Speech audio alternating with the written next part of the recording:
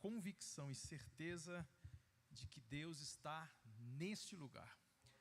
Hoje é o culto do ensino da palavra de Deus e nós falaremos nesta noite sobre o testemunho de Paulo. Para você entender melhor do assunto que estamos abordando, nós estamos falando sobre o alcance do testemunho de Cristo chegando em Jerusalém, Judeia e Samaria e até aos confins da terra. Então nós falamos sobre o testemunho de Pedro em Jerusalém, falamos do testemunho de Filipe em Samaria e agora falaremos sobre o testemunho de Paulo nos confins da terra. Nosso objetivo é falar um pouco sobre o chamado do apóstolo Paulo, abordar um pouco das suas viagens missionárias. É claro que não nos aprofundaremos, porque demandaríamos muito tempo, mas apenas um panorama histórico, e aí concluiremos falando sobre o impacto do testemunho do apóstolo Paulo. Abra sua Bíblia em Atos dos Apóstolos, capítulo 22. Atos 22.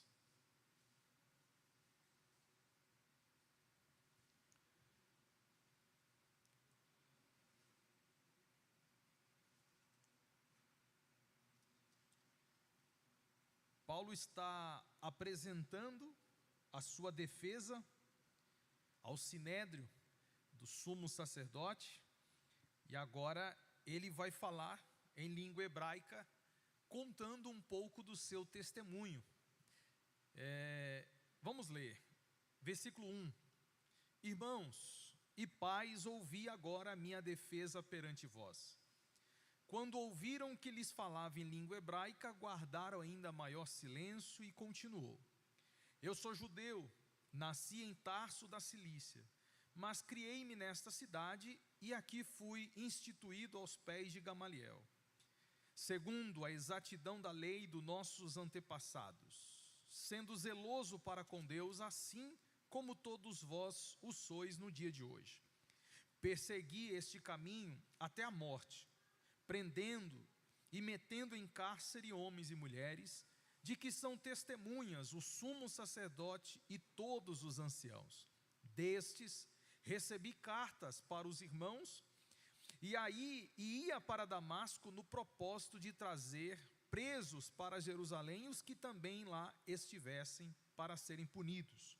Ora, aconteceu que, indo de caminho e já perto de Damasco, quase ao meio-dia, repentinamente uma grande luz do céu brilhou ao redor de mim. Então eu caí por terra, ouvindo uma voz que me dizia: Saulo, Saulo, por que me persegues? Perguntei: quem és tu, Senhor? Ao que me respondeu: eu sou Jesus, o Nazareno, a quem tu persegues. Os que estavam comigo viram a luz, sem contudo perceberem o sentido da voz que falava comigo. Então perguntei: o que eu farei, Senhor? E o Senhor me disse: levanta, entra em Damasco, pois ali te dirão acerca de tudo o que te é ordenado a fazer. Tendo ficado cego por causa do fulgor daquela luz, guiado pela mão dos que estavam comigo, eu cheguei a Damasco.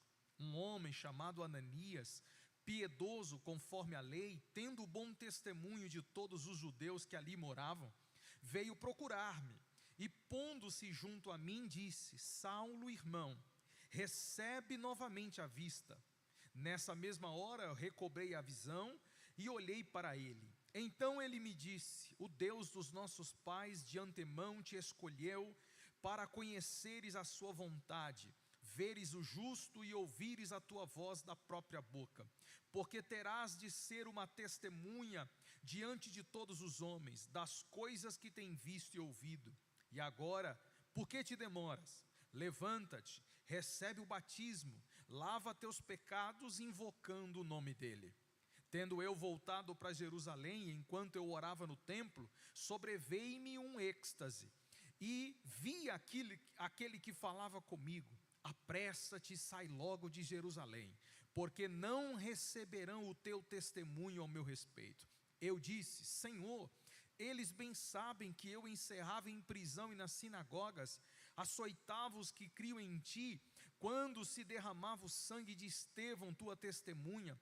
Eu também estava presente, consenti na morte dele e até guardei as vestes dos que o matavam. Mas ele me disse: vai, porque eu te enviarei para longe, aos gentios. Amém. Até aqui já nos dá um panorama do chamado do apóstolo Paulo, da forma com que Jesus se revelou a ele e para o propósito que ele foi chamado. O apóstolo Paulo, ele tem uma grande contribuição para o evangelho de Cristo.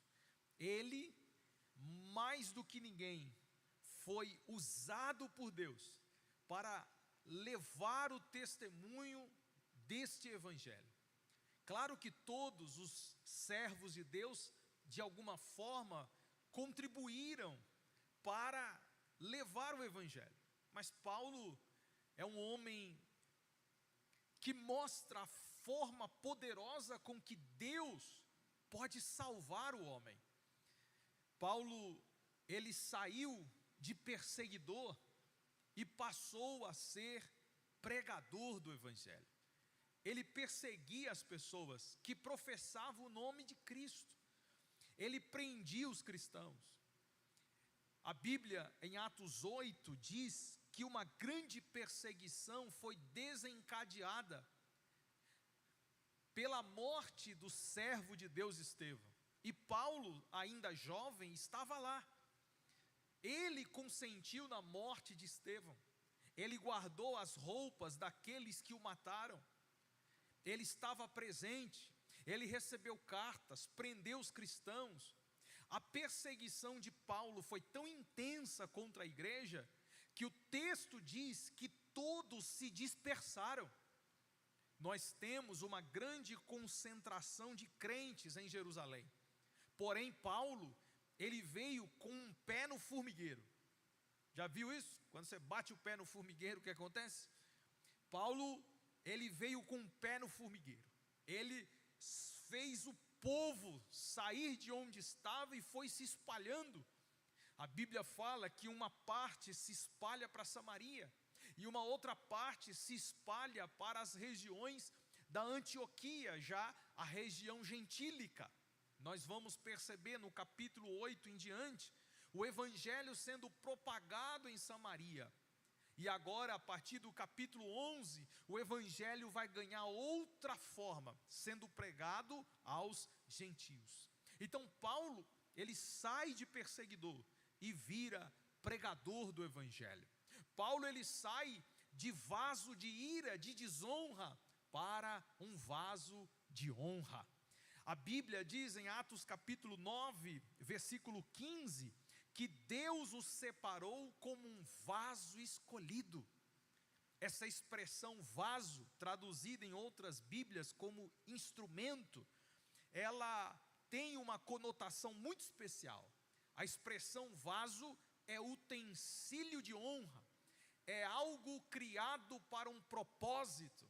Então Deus está dizendo: Paulo, eu te chamei para ser meu instrumento. Eu te chamei para um propósito específico. Qual o propósito de Paulo? Atos 9, 15 e 16 vai dizer: eu te escolhi para levar o meu nome aos gentios.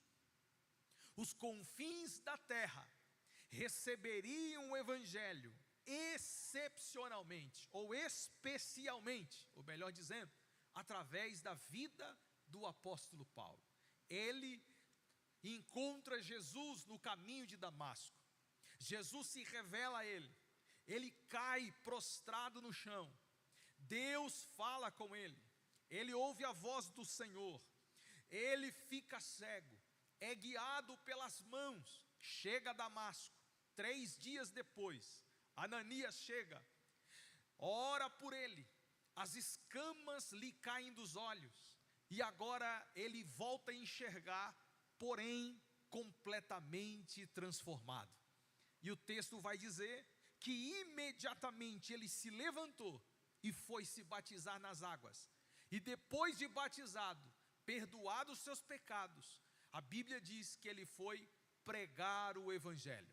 A primeira tentativa de Paulo em pregar o Evangelho foi numa sinagoga, não foi aceito. A segunda tentativa de Paulo pregar o Evangelho foi em Jerusalém, porém Jerusalém não era o lugar dele. O próprio Jesus disse: sai de Jerusalém. Mas Senhor, eu quero pregar. Você vai pregar, mas não é Jerusalém. Eu te enviarei aos gentios. O problema não estava em Paulo, o problema não estava na mensagem, o problema é que ele estava no lugar errado e no momento errado. Muitas vezes nós queremos fazer o que Deus não nos chamou para fazer, na hora errada ainda, mas Deus chamou ele, o momento ia chegar, e agora Deus estava dizendo: levante-se daí, que eu te enviarei aos gentios. O apóstolo Paulo tinha aproximadamente 30 anos, quando tudo isso aconteceu. Ele se converte ao Evangelho, ainda novo. O texto diz que ele vai para Jerusalém, passa um período na Galácia, na Arábia, ou melhor dizendo. Na Arábia ele recebe revelações de Deus, ele tem um contato com o Senhor fala com ele. E nesse processo todo, irmãos, nesse processo todo, vai para um canto, vai para o outro, não cumpre, não vai para os gentios, tenta num lado a porta se fecha, tenta por um outro, a outra porta se fecha. Ele vai para a sua cidade de Tarso, ele fica na cidade de Tarso, e lá na cidade de Tarso, Barnabé vai buscá-lo. Em Atos capítulo 11, versículo 25, 26, por aí, a Bíblia diz que Barnabé busca o apóstolo Paulo. Se você quiser conferir na sua Bíblia, 25, Atos 11, 25, partiu Barnabé para Tarso, à procura de Saulo, tendo encontrado, levou para Antioquia. Aqui começa digamos que oficialmente, a terceira fase da propagação do Evangelho para os gentios. É claro que já começou um preâmbulo do Evangelho sendo pregado, porque Antioquia, muitos haviam se convertido ao Evangelho através da pregação de anônimos, servos de Cristo que foram expulsos de Jerusalém pela perseguição do próprio apóstolo Paulo, gente. Agora Barnabé chega com Paulo, imagine a cara dos irmãos que saíram de Jerusalém, corrido por ele, e ele chega, Paulo, agora na igreja, que eles correram com medo dele. Imagine a sensação como era. Só que agora Paulo estava transformado, porque o tempo da conversão de Paulo até ele chegar em Antioquia foram aproximadamente 13 anos. Então preste muita atenção, 13 anos para ele dar um start no ministério dele. 13 anos para ele iniciar oficialmente uma missão. Muitas pessoas não entendem isso. Eles acham que entram na igreja e se convertem, e agora eles têm que pregar, agora eles têm que anunciar, agora eles têm que fazer, agora tem que ser obreiro, agora...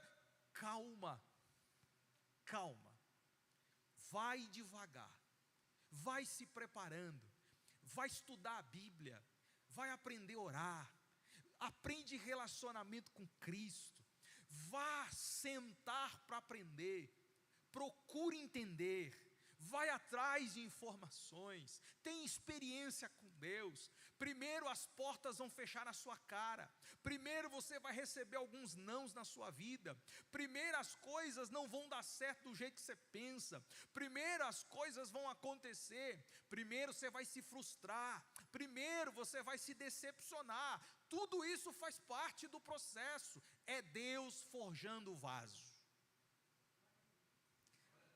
Paulo era para Deus um vaso, só que esse vaso, Deus forja ele. O vaso não vem pronto, irmão. O vaso, ele é modelado. o oleiro trabalha no vaso. Paulo ainda precisava ser modelado. É claro que no afã de pregar a palavra, ele foi para lá, porta fechada, foi para lá, porta fechada. Mas isso não significa que Jesus o havia desprezado. Não, pelo contrário, Jesus estava trabalhando nele, modelando ele. Não é tanto que ele voltou para a sua cidade de Tarso. Imagino eu, poxa vida, Deus me salvou, disse que tinha uma chamada na minha vida, disse que tinha uma promessa na minha vida, fui para um canto, tentou me matar, fui para o outro, tentaram me matar, então deixa eu voltar para a minha cidade natal, pelo menos lá ninguém tenta me matar. Ele ficou lá algum tempo, mas aí apareceu Barnabé. Quando Barnabé chegou em Tarso, procurando Paulo, ele o encontrou e levou ele para Antioquia para começar uma grande obra naquele lugar. Barnabé é o símbolo do Espírito Santo, até o seu nome se enquadra no Espírito Santo. Bar, filho, Nabé, consolador. Então é o filho da consolação. Barnabé é o Espírito Santo que busca você no Tarso. Barnabé é o Espírito Santo que busca você no anonimato. Barnabé é o Espírito Santo que busca você no desânimo, que busca você no desespero. Ele vai lá, te pega, ele te encontra e te traz para o centro da vontade de Deus. Ele puxa você para o propósito dele. Parece que Paulo indagava consigo mesmo: será que Jesus me esqueceu? Será que aquela voz que falou comigo já não fala mais agora? Será que eu não vou mais aos gentios? Será que eu não pregarei mais o nome do Senhor? Muito se enganou Paulo, porque no tempo certo Barnabé chegou. É no tempo certo, irmão. Não queira antecipar as coisas, é no tempo de Deus que as coisas acontecem. Barnabé traz Paulo para Antioquia, e o texto vai dizer, no capítulo 11, e no versículo 27, no versículo 26, o melhor dizendo, que Barnabé, e junto com Paulo, instruíram durante 1 ano, os crentes daquela igreja, e a Bíblia diz que naquele lugar, os discípulos foram pela primeira vez chamados cristãos. Barnabé, e junto com Paulo, começou uma obra intensa de discipulado, uma obra intensa de pregação e de ensino da palavra de Deus. No capítulo 13, você pode abrir a sua Bíblia, Atos 13, versículo 1, eu estou falando sobre o chamado de Barnabé, de apóstolo Paulo. Havia na igreja de Antioquia profetas e mestres: Barnabé, Simeão, por sobrenome Níger, Lúcio de Cirene, Manaém, Colasso de Herodes, o tetrarca, e Saulo. E servindo eles ao Senhor e jejuando, disse o Espírito Santo: separai-me agora. E eu enfatizo isso, agora. Agora quanto? 13 anos depois. 13 anos depois, a voz de Deus chegou. Agora. Meu irmão, não sei quanto tempo você espera, mas quando chegar o agora de Deus, Deus é perfeito no seu tempo. Separai-me agora, Barnabé e Saulo, para a obra a que os tenho chamado. Então, jejuando e orando, e impondo sobre eles as mãos, os despediram. Versículo 4, enviados pelo Espírito Santo, desceram. Aí o texto vai começar a narrar o trajeto da primeira viagem missionária de Paulo. Mas eu quero chamar a atenção de vocês. Primeiro, o Espírito Santo falou. Segundo, o Espírito Santo despediu. Terceiro, o Espírito Santo enviou. É o Espírito Santo que estava conduzindo a vida de Paulo. Pode demorar o tempo que for, mas se o Espírito Santo estiver na direção, haverá o tempo certo para as coisas acontecerem. Esse Paulo, de perseguidor, passou a ser pregador. De vaso de ira, passou a ser vaso de honra. De guardião da lei, porque ele mesmo se autodeclara zelador da lei, para embaixador da graça. Então esse é o servo de Deus chamado para pregar o evangelho. Então, tendo dito isto, vocês já entenderam um pouco do panorama da vida de Paulo, um judeu da tribo de Benjamim, cidadão romano, porque nasceu em Tarso, então ele tinha dupla cidadania. Isso é bom vocês saberem, dupla cidadania. Ele era judeu por nascença e era romano por nacionalidade. Ele falava hebraico e ele também falava o grego. Ele, na sua pátria, tinha o nome de Saulo, Saul, que pode ser uma homenagem a Saul, o rei Saul, que era da tribo de Benjamim. E ele agora também é chamado de Paulo, que significa pequeno em grego. Então, não houve mudança de nomes. É o mesmo nome, a mesma pessoa. A diferença é o lugar. Na região dos judeus, ele era chamado de Saulo. Era por isso que ele começa sendo chamado de Saulo. Depois ele começa a ser chamado de Paulo. Por quê? Porque quando ele começa a ir para os gentios, prevaleceu o nome dele grego, que era Paulo. Então não há mudança de nome, simplesmente mudança de localização, ok? Vamos lá.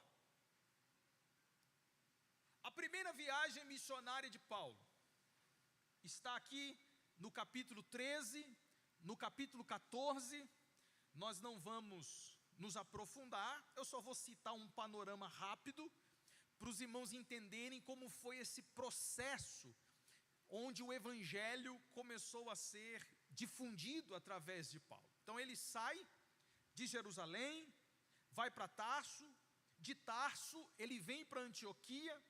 Agora, 13 anos depois, ele é chamado, o Espírito Santo o envia. Ele tem um parceiro, Barnabé. Barnabé e Paulo saem de Antioquia, que era o ponto estratégico, a cidade estratégica, a base missionária do povo gentio daquela época. Uma igreja totalmente gentia. Agora, Paulo sai em direção a Chipre, e depois ele vai para a região da Galácia, que é a Ásia Menor. O texto diz que eles começam a plantar algumas igrejas nas cidades de Listra, inclusive em Listra tem um grande discípulo dele, chamado Timóteo. Em Listra, Derbe, Icônio e Antioquia da Psídia. Então não confunda a Antioquia, onde Paulo estava sendo enviado, com a Antioquia da região da Psídia. São duas Antioquias diferentes. Então ele começa a plantar igrejas nessas regiões. Agora olha o que está escrito em Atos 13, 46. Então Paulo e Barnabé, falando ousadamente, disseram: cumpria que a vós outros, em primeiro lugar, fosse pregada a palavra de Deus. Mas, posto que a rejeitais, e a vós mesmos vos julgais indignos da vida eterna, eis aí que nos voltemos para os gentios, porque o Senhor assim nolo determinou. Eu te constituí para a luz dos gentios, a fim de que sejas para a salvação até aos confins da terra. Então Paulo tinha consciência do que ele estava fazendo. Ele tinha convicção para a qual foi chamado. Eu não fui chamado para os judeus, não fui. Eu fui chamado para ser uma luz para os gentios. Eu fui chamado não para Jerusalém, não para Samaria, mas para os confins da terra. Cada um tem um chamado, cada um tem um espaço, cada um tem um lugar. Então não precisa brigar por espaço, irmão. Não precisa brigar por espaço. É só cumprir o que Deus te chamou para fazer. Eu não sei porque tem gente que briga por espaço. Para que brigar por espaço? Tem tanta coisa para fazer. A obra é tão grande para se fazer. É só você ser útil ao Senhor. E onde Deus te levar, você vai cumprir a vontade dEle. Paulo, ele vai para a região dos gentios e junto com Barnabé, então ele começa a pregar o evangelho e plantar igrejas. Terminando a sua primeira viagem missionária, Paulo, ele volta para Antioquia. E Antioquia, ele conta exatamente tudo o que aconteceu naquele lugar. A Bíblia fala de uma controvérsia que havia em Jerusalém. Então Paulo, ele vai para lá. Ele conta todas as coisas que aconteceu na primeira viagem missionária. Chegando em Jerusalém, há uma reviravolta, porque ainda os judeus não queriam que o evangelho fosse levado aos gentios. Veja a crise religiosa que se instaurou entre os judeus. Eles pensavam que os gentios eram indignos. E Paulo, em Atos 13:46, disse que quem era indigno eram os próprios judeus, porque eles desprezaram a palavra do Senhor. Em contrapartida, os gentios receberam a palavra do Senhor. Então agora, no capítulo 15 e no versículo 36, começa a segunda viagem missionária. Paulo então se organiza, junto com Barnabé, e olha o que ele diz no versículo 36. Voltemos agora, para visitar os irmãos por todas as cidades nas quais anunciamos a palavra do Senhor, para ver como passam. Olha o sentimento de quem entende o valor da sua pregação. Ele prega o evangelho e agora, tempos mais tarde, ele quer voltar pelas mesmas cidades para ver como os irmãos estão. Não é só pregar, é também cuidar. Não é só anunciar, é também ir atrás. E Paulo, mais uma vez, junto com Barnabé, tentam uma segunda viagem, mas algo acontece. No versículo 37, Barnabé queria levar a João chamado Marcos, mas Paulo não achava justo levarem aquele que se afastara dele desde a Panfilha, não os acompanhando no trabalho. E houve entre eles uma desavença, que vieram a se separar. Então Barnabé, levando consigo a Marcos, navegou para Chipre. Mas Paulo, tendo escolhido a Silas, partiu encomendado pelos irmãos à graça do Senhor. E passou pela Síria, Cilícia, confirmando as igrejas. Olha que coisa poderosa, hein? Confirmando as igrejas. Na primeira viagem, ele anuncia o evangelho, ele prega o evangelho. Na segunda viagem, já tinha igreja plantada. Deu fruto. Aleluia. Deu fruto. O evangelho que se prega nasce, porque Deus dá o crescimento. O evangelho é como uma semente lançado em solo fértil, e Deus é poderoso para fazer crescer. Só que essa segunda viagem missionária já começa com um pequeno problema. Barnabé e Paulo têm uma pequena desavença, e agora Barnabé não quer acompanhar Paulo, porque Paulo não deixa levar o seu sobrinho, o sobrinho de Barnabé, para irem com ele. E porque João Marcos não foi motivo de desavença entre os dois? Porque na primeira viagem, João Marcos desistiu da viagem. Na primeira viagem, João Marcos desistiu de ir. E agora Paulo olha para Barnabé e fala: Barnabé, eu não quero o seu sobrinho com a gente. Mas por quê? Porque na primeira viagem ele nos abandonou. Então, leva ele embora, com ele a gente não vai. Barnabé não briga, pega João Marcos, vai para Chipre, e Silas vira o acompanhante, o companheiro do apóstolo Paulo na segunda viagem. Na primeira foi Barnabé, na segunda foi Silas. Não importa com quem você faz a obra, o que importa é que você precisa fazer a obra. Deixa eu abrir um parênteses aqui. Tem gente que fala assim: se for com ele eu não vou. Se for com ela eu não vou. Então quem te chamou não foi Cristo.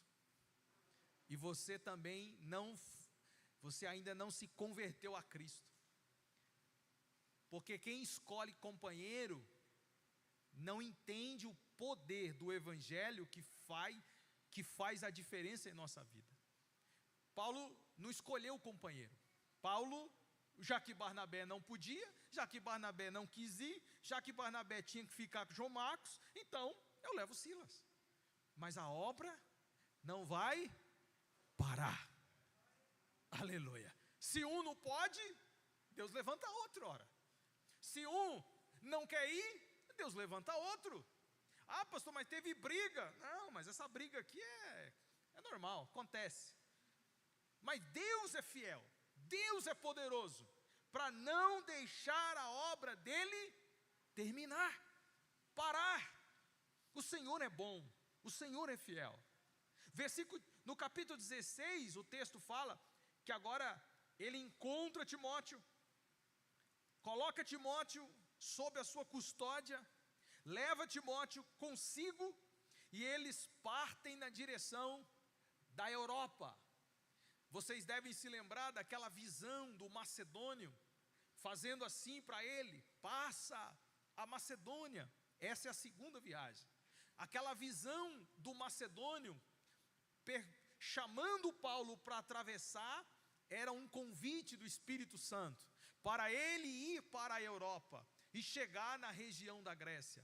Então agora o Espírito Santo, que despediu Paulo, que enviou Paulo, estava chamando Paulo para um outro nível, para um outro lugar. Veja como o Espírito Santo, ele conduz as coisas. Ele te impulsiona, ele fala com você, ele te envia, e ele também te chama para novos estágios, para novos níveis. O que você não pode é cruzar os braços, se contentar e ficar parado. Eu já fui uma vez, tá bom. Não, vamos pela segunda, a obra não para e Deus está nos chamando para algo ainda maior. Passa a Macedônia, ele passa, prega o Evangelho. O texto fala que ele evangeliza a palavra do Senhor nas regiões da Macedônia, da Grécia. Ali ele funda as igrejas de Filipenses, Tessalônica, de Bereia, Atenas e de Corinto.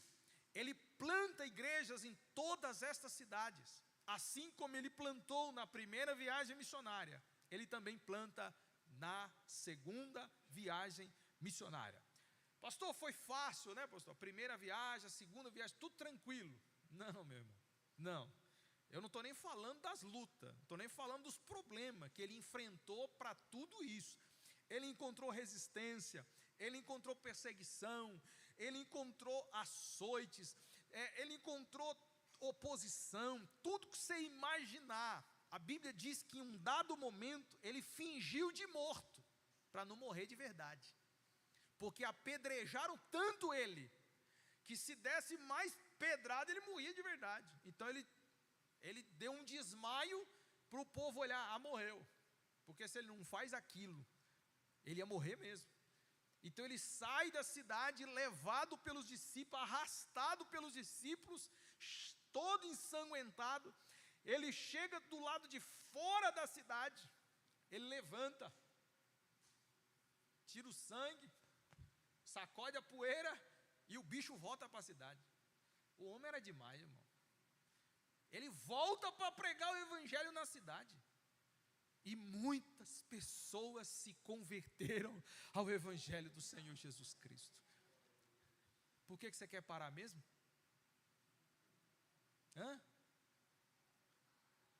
Porque pisou no seu pé? Por que você quer parar mesmo? Porque falou mal de você, é isso? É isso que você quer parar?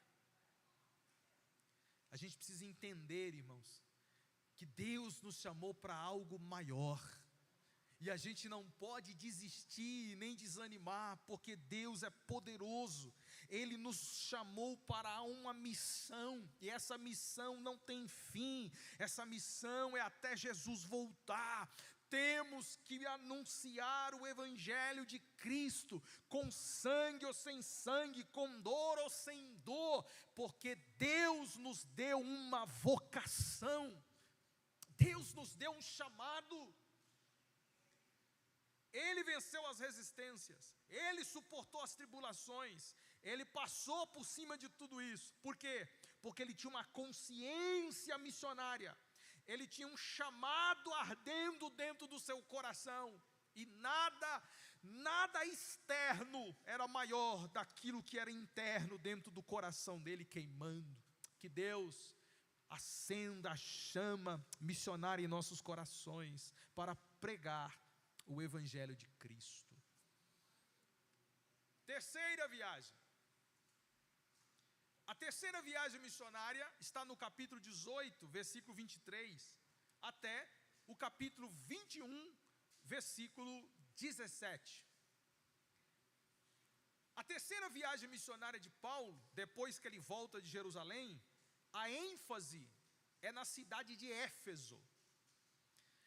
Só na cidade de Éfeso, no capítulo 19, o apóstolo Paulo ficou 3 anos pregando o Evangelho naquele lugar. 3 anos. A Bíblia diz que Paulo pregou tanto o Evangelho naquela região, que no versículo 10, diz que toda a Ásia, ouviu o testemunho do apóstolo Paulo. Toda a Ásia ouviu a palavra do Senhor, tanto os judeus como os gregos. Então Paulo, ele intensificou tanto o seu testemunho nas regiões de Éfeso e da Ásia, a Ásia Menor, que ele agora estava anunciando para todos, e muitas pessoas se converteram ao Evangelho de nosso Senhor Jesus Cristo. Paulo, ele fortaleceu as igrejas, Paulo, ele confrontou os falsos mestres, Paulo, ele levantou líderes locais.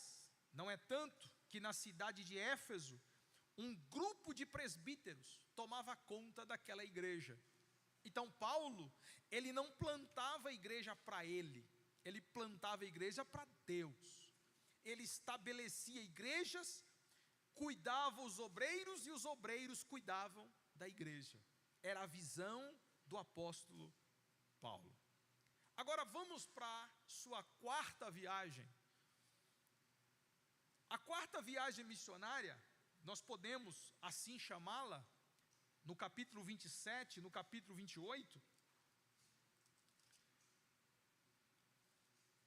Depois que Paulo vai para Jerusalém, ele faz o seu discurso, ele está preso naquele lugar por 2 anos, em Cesareia. Depois de aprisionado 2 anos, ele apela para o imperador. Então, pela apelação que ele fez, ele é enviado para Roma. Ajuda a gente aí. Tá. O capítulo 27 em diante, Paulo é enviado para a Itália, Roma. Aqui nós temos o naufrágio do navio. Esse navio chega em Malta. E em Malta, no capítulo 28, o apóstolo Paulo prega o Evangelho naquele lugar. Muitas pessoas se convertem ao Senhor. Toda aquela ilha se rendem aos caminhos do Senhor. Paulo então chega em Roma. Ele é preso em uma casa. Só que o texto diz no capítulo 28 e no versículo 31 que ele pregava o reino de Deus com toda a ousadia, sem impedimento algum. E eu destaco isso aqui, gente, sem impedimento algum. Ele ensinava coisas referentes ao Senhor Jesus Cristo. Então Paulo, ele ficou em Roma, preso numa casa e não foi impedido de pregar o evangelho. Não foi impedido de anunciar o Senhor Jesus Cristo. Ele falava do amor de Deus em todos os lugares. E foi em Roma, preso, que ele escreveu as cartas prisionais. Quais as cartas prisionais de Paulo? Nós temos a carta aos Efésios, nós temos a carta aos Filipenses, nós temos as cartas aos Colossenses, Filemão, Tito, 1ª e 2ª a Timóteo. Todas essas cartas prisionais foram escritas em Roma, enquanto ele estava preso. Veja, ele estava preso, mas a palavra não.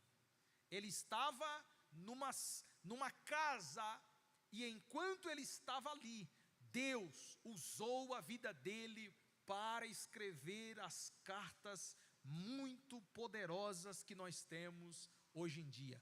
Então Deus tem seus meios, gente. Deus tem suas formas de trabalhar. Às vezes Deus permite a gente ir para determinadas situações porque Ele quer usar aquilo para nos ajudar e para contribuir para o progresso e o avanço do Evangelho do Senhor Jesus Cristo. Então o Evangelho de Atos termina falando dessa prisão de Paulo em uma casa. E enquanto ele estava ali, muitos ouviram o Evangelho, aprenderam, e ele escreveu diversas cartas. Alguns estudiosos dizem que Paulo chegou a sair de Roma por um período, foi para a Espanha, depois voltou e continuou preso. E na sua segunda prisão foi executado por Nero. Alguns dizem que ele foi decapitado, porque o imperador Nero mandou executá-lo, mas lhe arrancou a cabeça, porém a sua voz ecoa até hoje. Aleluia. Porque foi um servo de Deus que deu tudo de si para a glória do nome do Senhor. Agora deixa a gente falar um pouquinho, só de um panorama bem rápido, diante de tudo que a gente já falou, sobre as características do testemunho de Paulo. Quais as principais características do testemunho do apóstolo Paulo? E isso nós estamos falando de forma geral. Primeira, contextualização do Evangelho. Anotem essas características, que é muito importante. Paulo, ele testemunhou o Evangelho em diversos lugares, gente. Diversos lugares. Vocês acompanhou aqui comigo, foram 4 viagens, um período de aproximadamente 30 anos. Paulo, ele morreu com quase 60, 62 anos, né? Ele começou com 30, morreu com 62 aproximadamente. Então, foi um ministério de aproximadamente 30 anos. Nesses 30 anos, ele pregou o Evangelho, ele falou de Jesus. Só que o que é muito importante a gente entender, que ele sempre contextualizava a palavra. Para vocês terem ideia, quando ele entrava numa comunidade judaica, ele trazia Jesus à luz do Antigo Testamento, a Torá. Quando ele entrava numa região gentílica, como ele foi, por exemplo, no Areópago, em Roma, vocês devem se lembrar de tantos deuses que tinha, e tinha um altar lá, inscrito assim, ao Deus desconhecido. Ele usou aquela expressão, aquela escrita, e começou a falar filosoficamente. Ele começa a falar da criação dos céus, das estrelas, da terra. Ele começa a entrar dentro de um âmbito filosófico, trazendo Jesus à realidade daqueles filósofos. Então veja, para o judeu, ele fala da lei, apontando para Cristo. Para os gregos, ele usa a própria sabedoria filosófica, apontando para Cristo. Onde ele entrava, ele contextualizava a mensagem. A verdade era uma só. Jesus é um só, mas precisa ser contextualizado. E ele tinha essa maestria de entrar em ambientes e contextualizar a mensagem. Não é mudar não é falar para agradar, é ensinar para que se entenda. Porque infelizmente existem muitos mensageiros que não contextualizam a mensagem e as pessoas ou o público-alvo não entende nada, porque a mensagem não é contextualizada. Nós precisamos contextualizar a mensagem para o jovem. Nós precisamos contextualizar a mensagem para o adolescente, para a criança. Nós precisamos contextualizar a mensagem para o ímpio, que ainda não conhece nada de Bíblia. Você vai falar de grego para ele, de hebraico para ele, você vai falar de Apocalipse para ele. É necessário contextualizar. As pessoas precisam entender a mensagem. A Bíblia fala da parábola do semeador. Uma semente caiu em uma terra dura. Aí veio o diabo e levou a semente, que foi a ave do céu. E Jesus explica isso dizendo: o diabo levou a semente que foi plantada, porque quem recebeu a semente não a entendeu. Por isso o coração permaneceu duro. Porque a partir do momento que eu entendo a mensagem é como uma marreta. Quebra meu coração. Mas eu tenho que entender.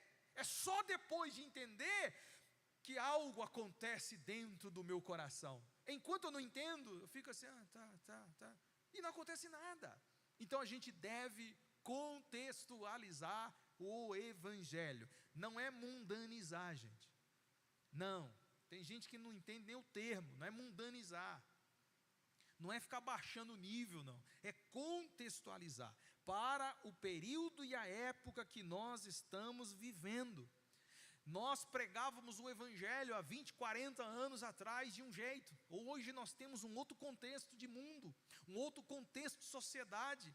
Hoje a sociedade clama por coisas que há 40 anos não clamava. Hoje a sociedade precisa de um evangelho que vá de encontro ao seu contexto de vida. Pergunta para os seus avós sobre ansiedade.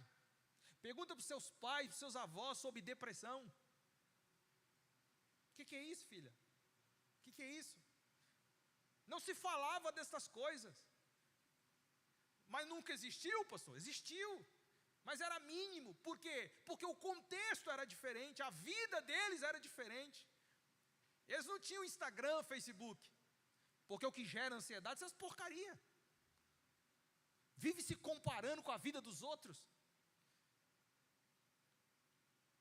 Então a gente precisa contextualizar a palavra para atender essas coisas, para chegar nessas coisas, para que as pessoas em Cristo tenham paz e entendam o propósito do evangelho do Senhor. Então Paulo foi um mestre na contextualização do evangelho. Paulo, ele foi focado em um público-alvo, os gentios. Então veja, ele pregava para judeus, entrava na sinagoga, mas o seu público-alvo era os gentios. Ele se especializou nisso, ele focou nisso. Ele desprezou os outros? Não, ele foi pregador do público que Deus o chamou para isso. Não, tem gente que vai ser chamado com um perfil, com um propósito para um público específico. E ele vai se especializar naquilo. Então, muitas vezes nós não entendemos isso e criticamos quem assim o faz. Deixa ele falar do jeito que Deus o chamou para falar, porque ele está alcançando gente que talvez eu não alcanço, que talvez você não alcance. Então deixa ele falar do jeito dele, deixa ele contextualizar do jeito dele, se ele não está falando nenhuma heresia, se ele não está criticando, se ele não está falando nenhuma inverdade, então deixa ele pregar o evangelho naquilo que Deus o chamou. Foco na mensagem. A Bíblia chama ele de apóstolo dos gentios. Terceira característica do testemunho de Paulo: ele perseverava nas adversidades. Então não é só pregar, é perseverar naquilo que Deus te chamou. Perseguição, naufrágio, prisão. E diante de tudo isso, ele continuou avançando na pregação do Evangelho. Quarta característica, plantava igrejas autônomas. O que é uma igreja autônoma? É uma igreja cujo Senhor é Cristo e que é regida por um grupo de obreiros. Ele não plantava a igreja para si, ele plantava a igreja para o reino. Paulo não apenas evangelizava, mas estabelecia comunidades. Ele treinava lideranças específicas, como presbitérios e diaconato, para cuidar da igreja do Senhor Jesus Cristo. Era uma característica do testemunho de Paulo. Ele entrava no lugar, pregava o evangelho, plantava a igreja, treinava o obreiro e colocava o obreiro para dirigir a congregação. Por favor. Último lugar, visão escatológica e missional. Por que visão escatológica? Porque para Paulo o avanço do evangelho entre os gentios é um sinal do cumprimento da promessa de Deus para Abraão. Olha que coisa, irmãos. Paulo, ele tinha uma visão de um cumprimento de uma chamada. Lembra que Deus falou para Abraão? Olha para as estrelas do céu, você pode contar? Não, assim será a tua descendência. Ele entende que os gentios, pela fé, eram filhos de Abraão. Então não era só os judeus, ele entendia que todos nós, pela fé, também somos descendência de Abraão. Por isso ele pregava o evangelho para os gentios. A missão de Cristo, ela é universal, ela é urgente. Por isso ele dedicou a sua vida para pregá-la. E nós concluímos. Primeiro, nós somos uma geração, ou a geração, dos confins da terra. Nós somos a geração dos confins da terra. Nós pertencemos a esse remanescente. Nós pertencemos a essa fase da igreja. O evangelho saiu de Jerusalém, transbordou por Samaria e atingiu os confins da terra. Nós somos essa geração. Nós precisamos de uma teologia missionária. Uma teologia que conscientiza o valor do testemunho da palavra do Senhor. Uma teologia que ensine os princípios e a consciência de uma mensagem cristocêntrica para que vidas sejam alcançadas. Nós precisamos de uma teologia. Nós precisamos perseverar diante dos obstáculos. Porque Paulo, ele enfrentou os desafios da vida, ele enfrentou os problemas, lutas, e ele conseguiu. Por quê? Porque ele tinha uma vocação, ele tinha uma intencionalidade na sua alma. Eu vou cumprir o propósito, e Deus assim o fez. Que Deus seja glorificado em todo o tempo, que Deus possa despertar em nós essa consciência, essa teologia, e acima de tudo isso, esse calor e fervor na alma de alcançar os povos que ainda não foram alcançados. Que Deus nos leve a lugares que ainda o evangelho não chegou, que a palavra da nossa boca possa chegar no coração dessas pessoas, e Deus possa salvá-las em nome do Senhor Jesus. Eu queria convidar você a orar. Amado Deus e nosso Pai, eu lhe agradeço pela sua palavra. Agradeço o Senhor pela vida dos meus irmãos que aqui estão, as famílias aqui representadas.